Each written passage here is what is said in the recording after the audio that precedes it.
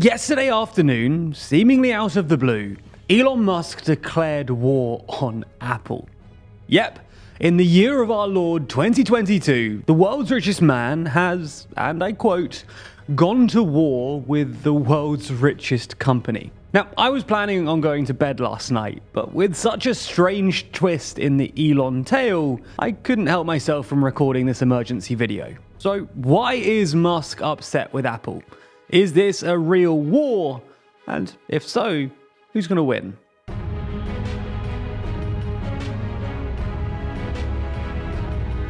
If you appreciate this kind of emergency video and don't mind today's lackluster production value, then be sure to subscribe to the channel to help us out. Okay, so what happened yesterday? Well, in classic Elon style, it all played out on Twitter. So let's use his timeline as our timeline for this story. Yesterday at 5:45 p.m. UK time, Elon tweeted, "Apple have mostly stopped advertising on Twitter. Do they hate free speech in America?"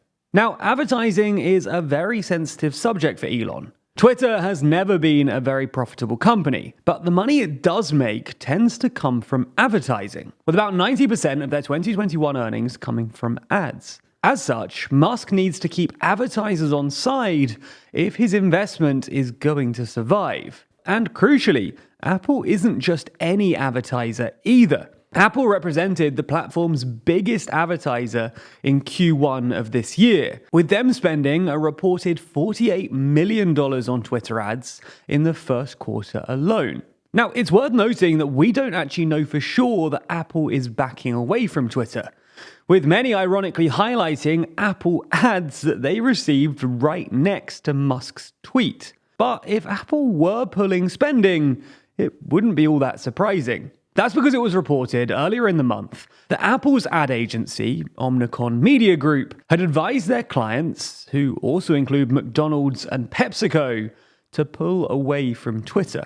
In a memo to clients, OMG said, "We recommend pausing activity on Twitter in the short term, until the platform can prove it has reintroduced safeguards to an acceptable level and has regained control of its environment." They went on to say that they'd formally requested that Twitter assure us that these issues will not impact complaint processes, operations, products, brand safety, and client investment on the platform in any way. But that, seemingly due to the lack of senior leadership now in those areas, Twitter has not been able to give us those assurances.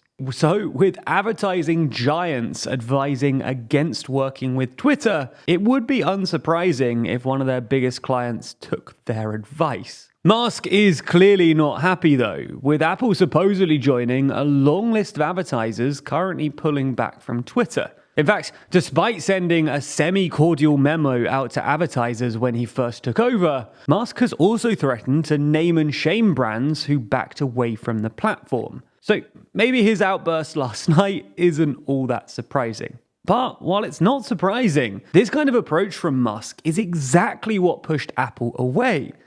They're a massive brand with a lot at stake. And while $48 million is a lot of money to Twitter, it's basically nothing to Apple. If they're concerned about the safety of their brand on Twitter, they'll happily invest that money elsewhere, or just add it to the $200 billion that they have sat in the bank right now. Also, this free speech claim really doesn't wash. Musk and his fans might portray Twitter as an important bastion of free speech, but honestly, Apple doesn't care. It's not a person with an ideology, it's a business. If the ROI doesn't make sense, then they're going to pull ads. And if Twitter's CEO is threatening advertisers on Twitter, then big, serious corporate businesses are not going to respond well to that. Even if you pretend that a company choosing to divert their own ad spend is in some way a suppression of free speech. Regardless, after just 6 minutes, Musk doubled down, tagging Apple's CEO Tim Cook to ask him what's going on here. Unsurprisingly, Cook is yet to respond, which really illustrates the difference between Musk's approach and Apple's CEO, and even the company's historic leaders like Jobs and Wozniak. People might love Musk for his casual, playful, and public style, But Apple just doesn't play like that, and neither do most of Twitter's other advertisers. In fact, maybe notable tech journalist Kara Swisher put it best, saying that front-loading a fight with Tim Cook on speculative nonsense isn't going to work. Why? For one, he's not a manic toddler hopped up on Twinkies and weaponry cosplay. Plus, no advertiser likes to spend their marketing money in Thunderdome of toxic acidity. However, one business was clearly interested, because moments later, LBRY responded to Elon, remarking that during COVID, Apple demanded that our apps filtered some search results from being returned. If we did not filter the terms, our apps would not have been allowed on the App Store. Apple may make good products, but they've been opposed to free speech for some time. Now, I'd love to explain this situation and exactly who LBRY were, but I was so turned off by the lack of vowels in their name that when I then saw this quote on their website, I fully gave up on researching them. Regardless, Musk attempted to dig deeper in the replies before quote retweeting to ask, who else has Apple censored? Now, we don't have the time to get into supposed Apple App Store censorship in this video, but if you'd like another video on that one, then comment below. Anyway, let's skip forward a couple of tweets to 6:49 p.m. when Musk doubled down yet again on alleged Apple censorship, saying that Apple has also threatened to withhold Twitter from its App Store, but won't tell us why.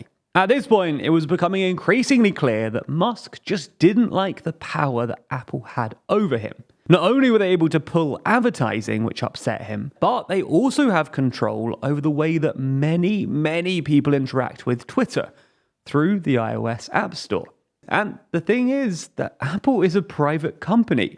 You could absolutely argue, and I have in the past, that they have too much power in this chain. But it's just true that Apple have the ability to pull whichever apps they want if they violate their terms of service. In fact, just last year, Apple suspended Parler for not removing enough hate speech from their platform before reinstating them after policy changes. Now, you might not like that Apple has this power, but they're a private company, and it's their right to do so. And honestly, what's the alternative? I can't imagine those supporting Elon would be overly happy if the government started regulating this space. Musk is supposed to be a free speech absolutist after all. Surely he's not supporting Biden stepping in and forcing Apple to spend their advertising budget on Twitter, right? It just doesn't make any sense that one moment you can be a total advocate for free speech, and the next, you can try and force another company to do certain things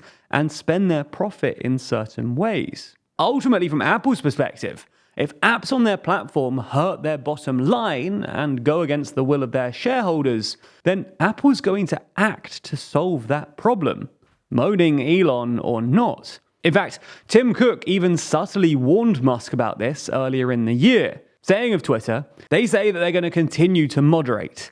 I'm counting on them to continue to do that. Now, this is a big issue, but Musk didn't slow down for long enough to actually let us get deep into it. Because just a minute later, he tweeted, did you know that Apple puts a secret 30% tax on everything you buy through their App Store? Now, I do think that most of you probably do already know this, especially considering that Epic Games and Apple had a monumental lawsuit over it just last year. But this marks Musk's third major beef with Apple, the third power they hold over him. Essentially, Apple takes a cut of all money spent on the App Store, including any in-app transactions, like, say, payments for Twitter Blue. Currently, that fee is set at about 30%, with Apple saying that money goes towards the upkeep of the App Store, as well as security and app verification. Essentially, though, it's just their profit margin on the App Store. Even if this whole lawsuit passed you by, Apple announced this revenue split almost 15 years ago when Jobs had this to say on stage. When we sell the app through the App Store, the developer gets 70% of the revenues right off the top. We keep 30% to pay for running the App Store. Now, you're absolutely welcome to argue, as Epic did in court, that 30% is too high, but that's kind of a separate issue. Everything Apple's doing is legal right now, and they're a private company. So if market economics mean that app owners are willing to let them take the cut, then they're not being taxed. It's just a fee for the price of business. In the same way that, say, Twitter charges $8 a month for a virtual blue tick. Anyway, just 2 minutes later, this whole timeline gets even weirder, with Elon declaring war on Apple via a meme. All in all then, this is a pretty wild situation. Musk has suddenly gone after the world's biggest company, seemingly because he objects to the power that they hold over him and his businesses. He doesn't like that they stop spending money with him. He doesn't like that they're able to pull his app. And he doesn't like that they're able to take a cut of the membership money that he desperately needs to fill the advertising spending hole in Twitter's budget. The thing is that this whole drama doesn't seem likely to help his situation. Firstly, Apple isn't likely to resume spending on the basis of wild Twitter threats. And more worryingly for the business as a whole, all of this makes both Twitter and their CEO seem more dangerous and unhinged. And considering that advice like this was already being issued by Omnicom, it wouldn't be all that surprising if other brands also decide that they don't trust Twitter with their business. Secondly, Musk just isn't going to bully Apple into keeping his app on the App Store. Honestly, there's no real evidence to suggest that he ever seriously considered pulling it. But even if they did, Apple couldn't back down on the basis of an angry Twitter thread. And thirdly, he's not going to convince the world's richest company to change their fee structure for Twitter. Epic and other gaming companies funnel billions of dollars worth of microtransactions through Apple every year. And yet still, Apple was so unwilling to compromise that it ended in a multi-year lawsuit. So Musk's rant isn't going to make Twitter Blue some sudden exception to the rule, especially when you consider how insignificant that revenue really is for Apple. So maybe Musk is going to war with Apple, but the world's richest company likely won't even notice, as Twitter just hurts itself even further. If you like this video, then be sure to subscribe, as we have another video coming out very soon about Musk's big plans for Twitter's future, which he shared over the weekend. Now, that video was supposed to come out today, but it had to be delayed because of all of this mess. So subscribe and ring the bell to be notified when it's finally released. Thanks for your support.